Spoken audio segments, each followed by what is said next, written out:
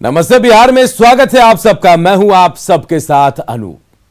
और आज बिहार के छात्रों के लिए सबसे बड़ा और अहम दिन है। बिहार बोर्ड की मैट्रिक वार्षिक परीक्षा आज से शुरू हो रही है। परीक्षा को लेकर सभी केंद्रों पर तैयारी पूरी कर ली गई है।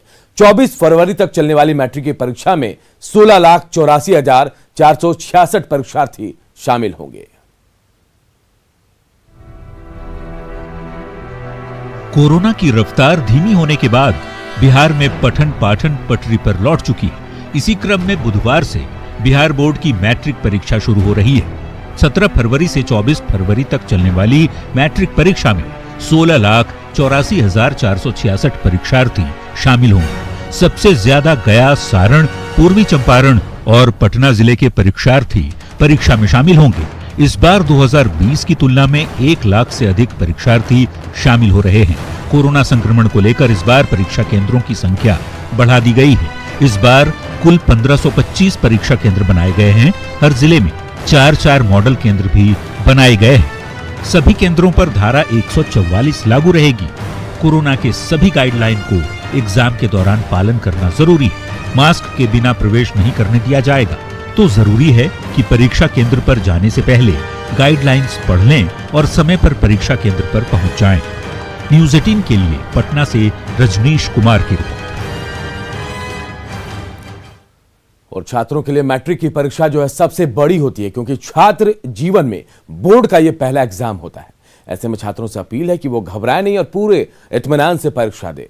छात्र किन बातों का ध्यान रखे, चलिए ये हम भी आपको बताते हैं। परीक्षा कक्ष में सही समय पर वो पहुंचे। इसके अलावा घबराहट में अक्सर लोग ठीक से सांस नहीं लेते हैं, तो आप परीक्षा कक्ष में पहुंचकर गहरी सांस ले और अपनी पीठ को एकदम सीधी कर ले। ध्यान केंद्रित करने का प्रयास करें। मन में कोई सकारात्मक बात हो तो उसे जरूर दोहराएं। प्रश्नों को ध्यान से पढ़ें, क्योंकि घबराहट होने पर एकाग्रता के उपाय को दोहराएं कि कैसे आप मन को एकाग्र कर सकते हैं। प्रश्न पत्र सॉल्व करने की रणनीति पहले ही तय कर लें। आप तय कर लें कि कौन से प्रश्न को पहले आप सॉल्व करेंगे और बिना समय बर्बाद किए उत्तर लिखना भी आप शुरू कर देते। इन बातों का ध्यान रखिए तो परीक्षा आप बेहतर तरीके से दे पाएंगे। और बेगूसराय से एक बड़ी खबर आई है। यहां पंचायत चुनाव से पहले खेला गया खूनी खेल। अपराधियों ने बिशनपुर पंचायत के पूर्व मुखिया और मुखियापति गणेश पोद्दार की गोली मारकर हत्या कर दी है। देवपुरा चौक के पास बाइक पर सवार 3 बदमाशों ने वहां पहुंचकर उन्हें 3 गोली मारी, जिसके बाद मौके पर ही उनकी मौत हो गई। गणेश पोद्दार सीपीआई के वरिष्ठ नेता भी थे। घटना से लोगों में आक्रोश है। समर्थकों के मुताबिक पोद्दार से लगातार रंगदारी की मांग की जा रही थी। उन्होंने इसकी शिकायत पुलिस से भी की, लेकिन पुलिस ने मामले को गंभीरता से नहीं लिया। हालांकि हत्या की सूचना के बाद सीपीआई के बखरी विधायक सूर्यकांत पासवान मौके पर पहुंचे। उन्होंने पुलिस से कहा कि अगर 24 घंटे के अंदर अपराधियों को गिरफ्तार नहीं किया गया तो वो उग्र आंदोलन करेंगे। वहीं बखरी डीएसपी के मुताबिक हत्यारों की तलाश कर ली गई है और जल्द ही उनकी गिरफ्तारी भी होगी।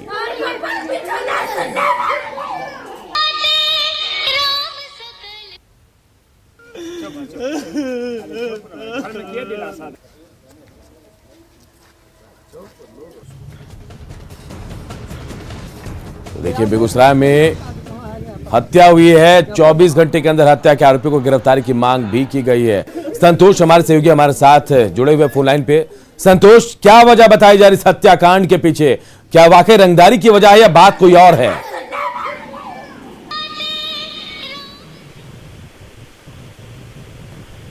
संतोष, आप तक मेरी आवाज पहुंच पा रही है? लगता है उन तक हमारी संतोष तक हमारी आवाज नहीं पहुंच पा रही। दोबारा उनसे जुड़ने की कोशिश करेंगे। लेकिन देखिए, बेगूसराय से खबर आई जहां पूर्व मुखिया की गोली मारकर हत्या कर दी गई है। वर्तमान मुखियापति थे गणेश पोद्दार, उनकी गोली मारकर हत्या की गई है। देवपुरा चौक पर बदमाशों ने गोली मारी है।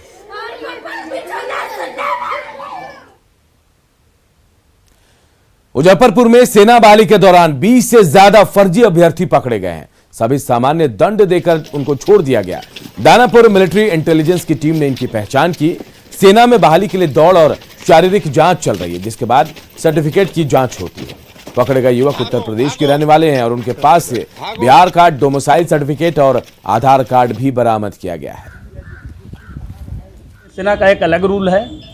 तो हम फिर पूछा भी कि और क्या इसको क्या कुछ करना है, तो कि नहीं इसको कुछ और नहीं करना है, हल्का फुल्का पनिशमेंट दे करके हम छोड़ देते हैं। हम किसी चलिए ठीक है छोड़ दीजिए, उससे मुझे कोई इतराज़ नहीं है। बस इसके बाद उसको छोड़ दिया गया लड़के लोग को। लिखित वगैरह कुछ नहीं है? नहीं लिखित वगैरह मुझे कुछ दिया गया और नहीं कुछ हम मांग भी सके। और बात कटिहार की, जहां घंटों हाई वोल्टेज ड्रामा देखने को मिला है। एक लड़की ने अपने पति के घर पर जमकर हंगामा किया। लड़की का आरोप है कि प्रेम रंजन वर्मा नाम के लड़के से उसकी शादी हुई, दोनों का एक बच्चा भी है, लेकिन लड़के के परिवार वाले रिश्ते को मानने से इनकार कर रहे हैं।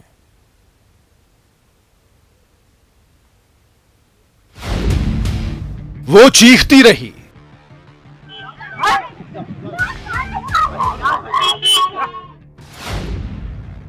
वो चिल्लाती रही, बच्चा पैदा करके छोड़ दिया हमको और केस लड़ते लड़ते झूठों का यहाँ का गांव पंचायती हुआ, पंचायती में भी कोई नहीं आया। वो तड़पती रही,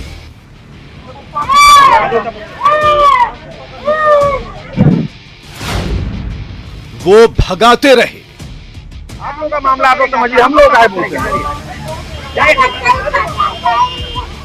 कटिहार का ये हाई वोल्टेज ड्रामा सिर्फ एक हाई वोल्टेज ड्रामा नहीं है, संघर्ष है उस लड़की का जो अपना अधिकार और अपने बेटे को पिता का नाम मांगने प्रेमी रूपी पति के पास आई थी, लेकिन मिली मार और दुत्कार।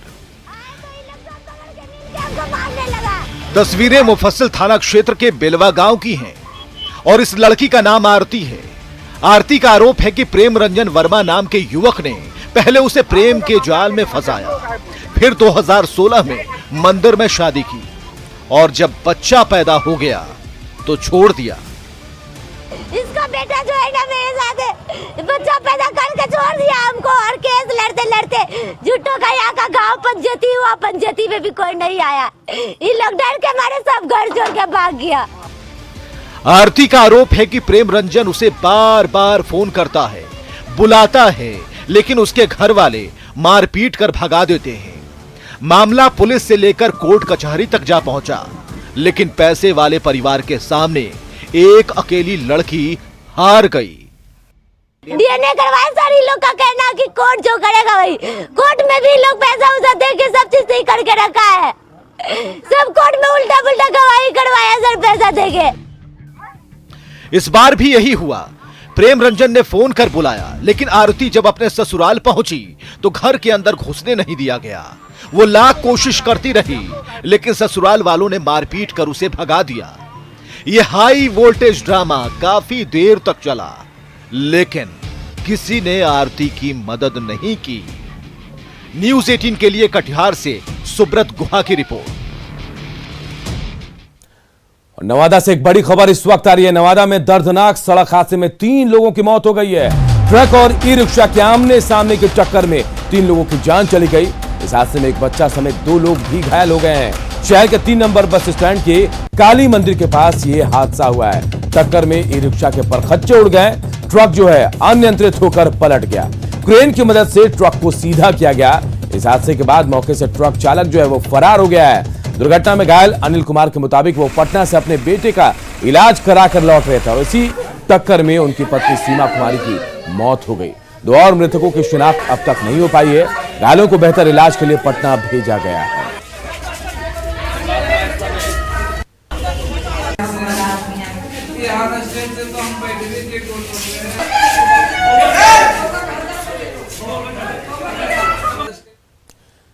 जेडीयू और एलजेपी के बीच जारी जंग अब आर पार की लड़ाई बनती जा रही है, क्योंकि तीर ने चिराग के बंगले को चौतरफा भेद दिया है। एलजेपी के एक नाराज नेता का दावा है कि बड़ी संख्या में पार्टी के नेता और कार्यकर्ता 18 फरवरी को नीतीश की पार्टी का दामन थामेंगे। इधर तेज हुई सियासत के बीच वार पलटवार का दौर भी शुरू हो चुका है। पार्टी का लगभग 5 दर्जन से ऊपर नेता लोग हो रहे हैं, जो राज्य स्तर से लेकर के प्रखंड स्तर तक के हैं। और अभी तो देखिए, अभी तो मैं मात्र ट्रेलर दिखाया हूँ, बहुत बड़ा सीन दिखाने जा रहा हूँ, जिस दिन 4 से 5 एमपी को अलग कर दूंगा। ये तेवर हैं चिराग पासवान के कभी वफादार रहे केशव सिंह की, जो लंबे वक्त तक एलजेपी के सच्चे सिपाही रहे। लेकिन विधानसभा चुनाव के दौरान पार्टी से भाव नहीं मिलने पर इस कदर मोहभंग हुआ कि अब तो चिराग के बंगले को ही नेस्तनाबूद करने की ठान ली है। केशव 18 फरवरी को बड़ा सियासी धमाका करने का दावा कर रहे हैं, तो पार्टी की ओर से इस दावे को खारिज किया जा रहा है और केशव जैसे नेताओं की जरूरत नहीं होने की बात भी कही जा रही है। लोगों की वैसे पार्टी विरोधी गतिविधि रहने के कारण वैसे लोग हम लोग को पार्टी में जरूरत भी नहीं है। अभी जो हमारा पार्टी का नया संगठन बन रहा है, निश्चित रूप से हमारे आदरणीय राष्ट्रीय अध्यक्ष चिराग पासवान जी के स्वरूप में एक बढ़िया संगठन बन रहा है और निश्चित रूप से आने वाला समय में आप देखेंगे कि बिहार में लोजपा फिर पूरी मजबूती के साथ उभरेगी। एलजेपी में मचे घमासान ने बीजेपी जेडीयू को बैठे बिठाए हमला बोलने का मौका दे दिया। कोई चिराग को अपरिपक्व बता रहा है तो कोई नीतीश के प्रभाव को इसकी वजह मान रहा है। मैं नहीं जानता कौन पॉलिटिकल गेम खेले हैं चिराग पासवान, और ये एनडीए को नुकसान हुआ, हमारी सीटें घट गई, भारतीय जनता पार्टी और जदयू की सीटों का पर प्रभाव पड़ा। में उनके लोग कहाँ जा रहे हैं, कैसे जा रहे हैं, ये तो लोकतंत्र है, स्वतंत्र लोग है कि अपनी राजनीति किस दल के साथ करना चाहते हैं। निश्चित रूप से मुख्यमंत्री नीतीश कुमार जी जो हमारे दल के भी नेता रहे हैं, मुख्यमंत्री भी हैं बिहार के, उनकी जो नीति है, नियत है और जिस प्रकार से उन्होंने बिहार राज्य को संवारा है पिछले 15 साल में, इससे प्रभावित होकर के बहुत से लोग आना चाहते हैं और वो लोग आना चाहते हैं जो हमारे नीति को मान रहे हैं और उनका मानना है कि मुख्यमंत्री नीतीश कुमार जी ही एकमात्र विकल्प हैं जिन्होंने बिहार का विकास किया है और आगे भी करेंगे। इन सब के बीच आरजेडी नीतीश पर हमलावर है और सत्ता में बने रहने के लिए जोड़ तोड़ की सियासत करने का आरोप पार्टी के नेता लगा रहे हैं। देखिए, माननीय मुख्यमंत्री जी को बीजेपी तो चलने दे रही है, बिहार संभाल पा नहीं रहे, तो ये बदले की भावना में आ गए हैं। अपनी पार्टी तो इनकी खत्म हो गई है, इनके साथ तो कोई है नहीं, तो कोशिश में है कि अपने इनके जो प्रतिद्वंदी है उनमें से खींच के ममोड़ के अपने तरफ ला सके। कहते हैं सियासत समय की चाल से भी तेज चलती है। कब कौन किसका साथ छोड़ दे और किसका दामन थाम ले, इसका सही अनुमान उन पार्टियों के नेता भी नहीं लगा सकते। वैसे चिराग से केशव की बेवफाई एलजेपी पर कितनी भारी पड़ती है, देखने वाली बात होगी। अमित कुमार, न्यूज़ 18, पटना। शराब पीकर पकड़े जाने पर पुलिसकर्मी को तत्काल बर्खास्त कर दिया जाएगा। मद्य निषेध विभाग की समीक्षा के दौरान सीएम ने यह सख्त निर्देश दिए हैं। अब इस मुद्दे पर सियासत भी गरमाने लगी है। शराबी पुलिसकर्मियों पर सीएम सख्त।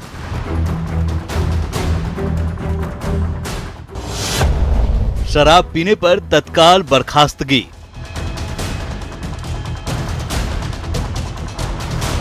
शराबबंदी के बावजूद बिहार में शराब तस्करी रुक नहीं रही, यानी पूर्ण शराबबंदी को सफल बनाने में पुलिस विफल रही है। यही वजह है कि शराबबंदी के मुद्दे पर सीएम ने और सख्त निर्देश दिए हैं। मद्य निषेध विभाग की समीक्षा के दौरान सीएम ने निर्देश दिए कि शराबबंदी का कानून तोड़ने वालों पर सख्त कार्रवाई होगी और अगर कोई पुलिस वाला शराब पीते पाया जाता है तो उसे तुरंत नौकरी से बर्खास्त कर दिया जाए। हम लोग को जो कानून बनाते हैं उसका यूएसपी हम लोग का यही है, नीतीश कुमार जी का यूएसपी है कि जो कानून बनाते हैं उसमें सख्ती से लागू होता है। कहते हैं ना कि कहीं पे अगर हल्की चूक हो जाए या तालाब में एक मछली भी अगर सड़ने लगती है तो तालाब साफ करना पड़ता है, तो सफाई तो जरूरी है। सत्ता पक्ष के नेता सीएम के फैसले का स्वागत कर रहे हैं तो विपक्षी नेताओं का कहना है कि बड़े लोगों को बचाने के लिए सरकार पुलिस वालों को बलि का बकरा बना रही है। आप जब तक उस सिंडिकेट को के खात्मे का निर्णय नहीं करेंगे, क्योंकि वो सिंडिकेट कहाँ उसकी पहुंच है ये सब जानते हैं, तो मैं समझता हूं इस तरह की रिटोरिकल कार्रवाई ये सिंबॉलिज्म है, सांकेतिकता है, और पूरी की पूरी नीतीश जी की सरकार सांकेतिकता में रहने में उस्ताद हो गई है। पुलिसकर्मी को कैसे बर्खास्त करेगी सरकार, जब खुद ही शामिल है उसमें तो बर्खास्त कैसे करेगी? दोनों की नहीं, इस तरह के शराबबंदी से तो अच्छा है कि शराब की बिक्री होनी चाहिए। नीतीश सरकार ने 2016 में पूर्ण शराबबंदी लागू की, तब नियम काफी सख्त थे। उस वक्त घर से शराब मिलने पर 5 से 7 साल की सजा का प्रावधान था। घर में नशे की अनुमति देने पर भी सजा हो सकती थी। नशे में पकड़े जाने पर 1 से 10 लाख का जुर्माना था। नशे में हिंसा या उपद्रव करने पर 10 साल से लेकर आजीवन कारावास का भी प्रावधान था। यही नहीं, महिलाओं को शराब के धंधे में लगाने पर आजीवन कारावास हो सकती थी। लेकिन जब कानून को थोड़ा नरम करने की मांग शुरू हुई तो सरकार ने 2018 में इसमें कुछ संशोधन कर दिए। शराब पीकर पहली बार पकड़े जाने पर जुर्माने को 50,000 कर दिया गया। पहली बार पकड़े जाने पर सजा का समय घटाकर 3 महीने कर दिया गया। यही नहीं, पहली बार पकड़े जाने पर अपराध को जमानती माना जाएगा और किसी के घर से शराब मिलने पर सभी सदस्यों को सजा नहीं होगी। मतलब नए कानून में सामूहिक सजा के प्रावधान को समाप्त कर दिया गया। लेकिन कानून को नरम कर देने के बाद राज्य में शराब तस्करी बढ़ गई और ये आरोप लगने लगा कि राज्य में शराबबंदी फेल है, जिसके बाद सीएम ने सख्त निर्देश दिए हैं। अब इस सख्ती से शराबबंदी को सफल बनाने में कितनी मदद मिलती है, ये देखना होगा। न्यूज़ 18 के लिए पटना से अमित के साथ दिल्ली से अमितेश की रिपोर्ट। पटना विश्व का सबसे बड़ा वाईफाई जोन वाला शहर है। सबसे बड़े वाईफाई जोन वाले शहर में वाईफाई की क्या स्थिति है, जानने की कोशिश की न्यूज़ 18 की टीम ने। आप भी देख लीजिए सबसे बड़े वाईफाई जोन की हकीकत।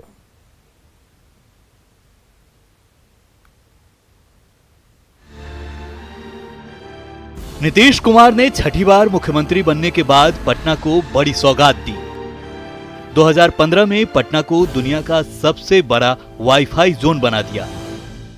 चीन को पछाड़ते हुए पटना दुनिया का सबसे बड़ा वाईफाई जोन बना, जहां पे पटना के एनआईटी से लेकर दानापुर तक फ्री कोई भी व्यक्ति वाईफाई का इस्तेमाल कर सकता है। आज 5 सालों के बाद ये फ्री वाईफाई जोन की क्या स्थिति है और लोगों को कितनी सुविधाएं मिल रही है, आइए जरा इसकी जमीनी हकीकत देखते हैं।